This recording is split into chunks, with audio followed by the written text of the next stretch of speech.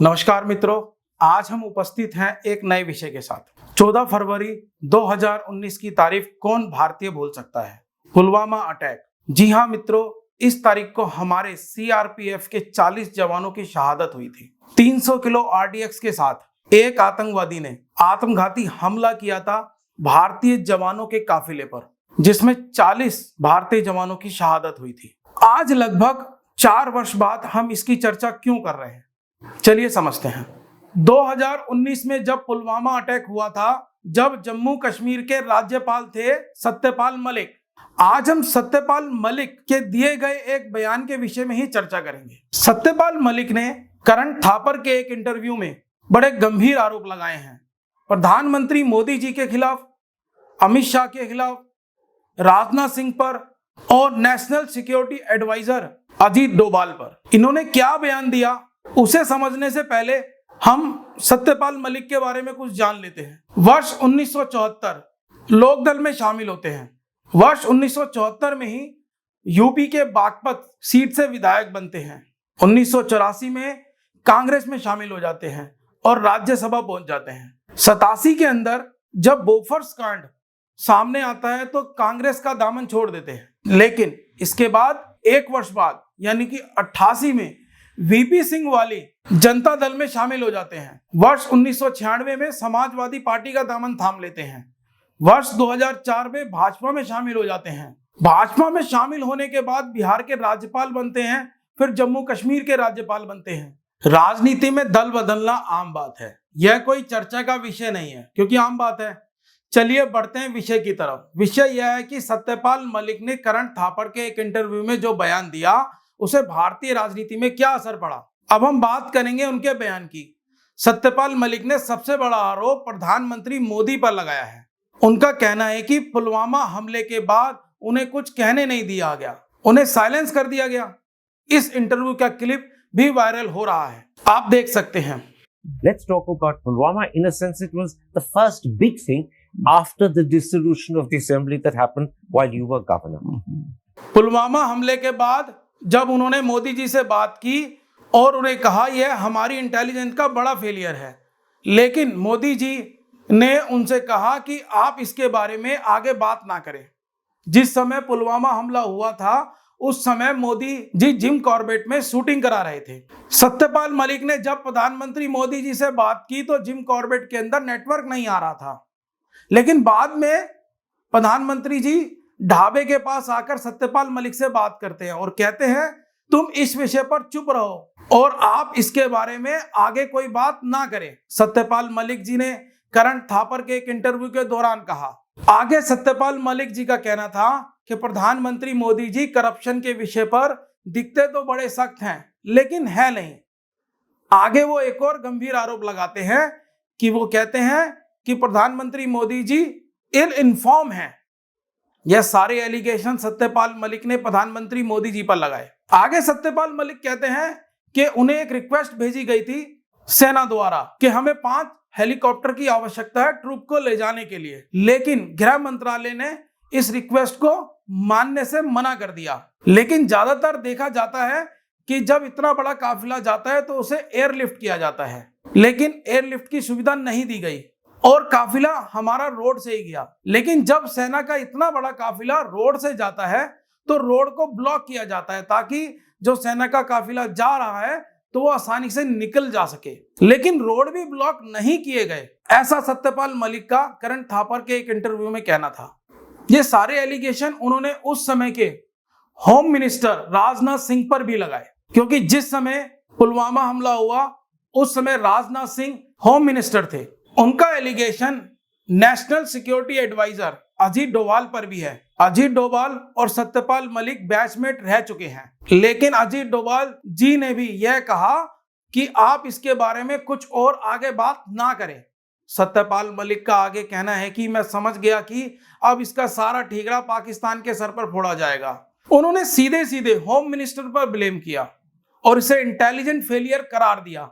पुलवामा हमले में भारतीय 40 जवानों की शहादत हुई थी। आगे सत्यपाल मलिक जी कहते हैं, जब धारा 370 हटाई गई तब जम्मू कश्मीर में स्टेट गवर्नमेंट नहीं थी, सेंटर गवर्नमेंट थी। इसे सीधे सीधे राज्यपाल के पास पावर आ जाती है। वह कहते हैं कि अमित शाह जी ने उनको कॉल किया और कहा कि मैं आपको एक सीक्रेट लेटर भेज रहा हूं, आप इसे कमेटी से पास कराकर एक दिन में 11 बजे तक आप मुझे वापस भेज दे। उन्होंने कहा कि सिचुएशन खराब हो सकती है, लेकिन सेंट्रल ऐसा करना चाहता था तो करना पड़ा। सत्यपाल मलिक ने प्रधानमंत्री जी पर भी गंभीर एलिगेशन लगाए। सत्यपाल मलिक ने आरएसएस के एक लीडर के ऊपर भी सवाल उठाए। इसके बाद उन पर मानहानि का केस भी हुआ। यह सत्यपाल मलिक के एलिगेशन थे प्रधानमंत्री मोदी जी के खिलाफ, राजनाथ सिंह के खिलाफ, national security adviser Ajit Doval के खिलाफ, अमित शाह पर। भारत की जो डोमेस्टिक पॉलिटिक्स का फायदा पाकिस्तान उठा रहा है। श्रीनगर हाईवे पर 14 फरवरी 2019 को एक आतंकवादी 300 किलो आरडीएक्स के साथ भारतीय जवानों पर अटैक करता है, सुसाइड बमिंग करता है और इस घटना में भारत के 40 जवान शहीद हो जाते हैं। इस घटना की जिम्मेदारी जैश ए मोहम्मद लेता है। जैश ए मोहम्मद एक आतंकवादी संगठन है और पाकिस्तान से अपना संगठन चलाता है। जी हाँ दोस्तों, यह ऑन रिकॉर्ड है कि जैश ए मोहम्मद ने पुलवामा अटैक की जिम्मेदारी ली थी। इसको कोई झुटला नहीं सकता, यह ऑन रिकॉर्ड है।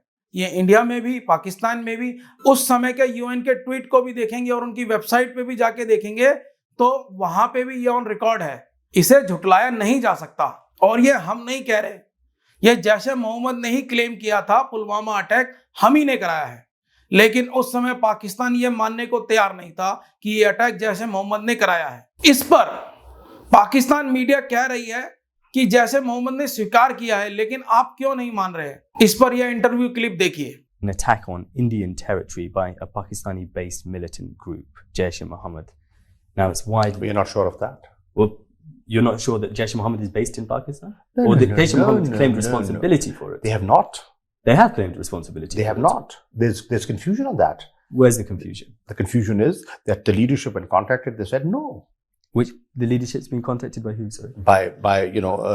By people over here. They say they deny that. That's the confusion.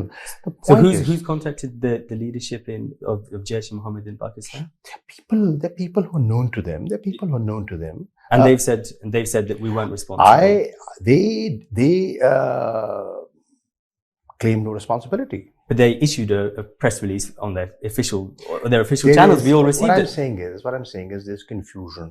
There are conflicting reports on it. The kind of consensus seems to be, because this claim of responsibility came through the official channels, that Jaish-e-Mohammed was responsible.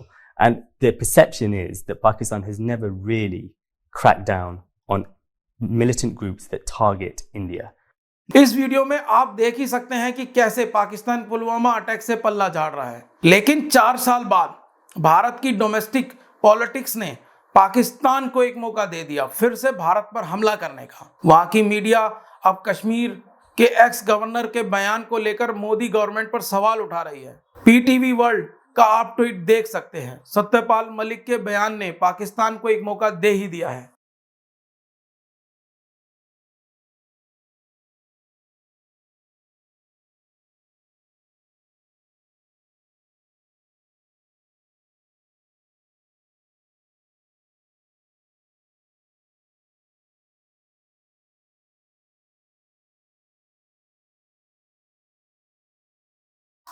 लेकिन मेरा यह कहना है, हम अपने जवानों को सड़क के रास्ते ले जाएं या पानी के रास्ते ले जाएं या हवाई मार्ग से ले जाएं, यह एक इंप्रूवमेंट का विषय हो सकता है। इस पर इंप्रूवमेंट कर सकते हैं। हम ज्यादा सिक्योरिटी के साथ जवानों का ट्रेवल करा सकते हैं, लेकिन इसका यह मतलब नहीं होता कि पाकिस्तान या आतंकवादी संगठन या अन्य कोई देश भारत के ट्रेवल कर रहे जवानों के ऊपर किसी भी तरह का अटैक करे। और यदि वह ऐसा करता है तो उसे यह याद रखना चाहिए कि इसके बाद बालाकोट भी होता है। पुलवामा अटैक के 2 सप्ताह बाद भारतीय वायुसेना ने एलओसी पार करके जैश ए मोहम्मद के टेरर कैंप को तबाह कर दिया। भारतीय वायुसेना के इस अटैक में जैश ए मोहम्मद के 250 से ऊपर आतंकवादियों का सफाया कर दिया और उसके कई लॉन्च पैड खत्म कर दिए जहां पर जैश ए मोहम्मद आतंकवादियों को ट्रेनिंग दिया करता था। इसमें यह बात भी समझने वाली है कि पुलवामा अटैक से पहले ज्यादातर भारतीय जवानों को सड़क के रास्ते ही ट्रेवल कराया जाता था। ऐसा बहुत कम देखने को मिलता था कि भारतीय जवानों को एयरलिफ्ट किया जा रहा है। यह तो कोई आश्चर्य की बात नहीं कि नेशनल हाईवे पर भारतीय जवानों का यह काफिला जा रहा था। यह पहली बार नहीं हुआ था। यह जरूर इंटेलिजेंट फेलियर हो सकता है, इसमें सुधार किया जा सकता है और किया भी जा रहा है। लेकिन इसमें समझने वाली बात यह है कि भारतीय राजनेताओं को अपने बयान देते वक्त इस बात का ख्याल रखना चाहिए कि कहीं उनका बयान किसी पॉलिटिकल पार्टी को टारगेट करने के बजाय देश को तो ही नहीं नुकसान पहुंचा रहा। हो सकता है पाकिस्तान यूएन में भी यह मुद्दा उठाए, यह समय ही बताएगा। इन सब में हमें यह नहीं भूलना चाहिए कि भारत की कई समस्याओं की जड़ पाकिस्तान में ही है। इन सब बातों में आपका क्या विचार है? आप कमेंट बॉक्स में अपनी राय दे सकते हैं। नमस्कार, जय हिंद। फिर मिलेंगे एक नए विषय के साथ, तब तक के लिए जय हिंद।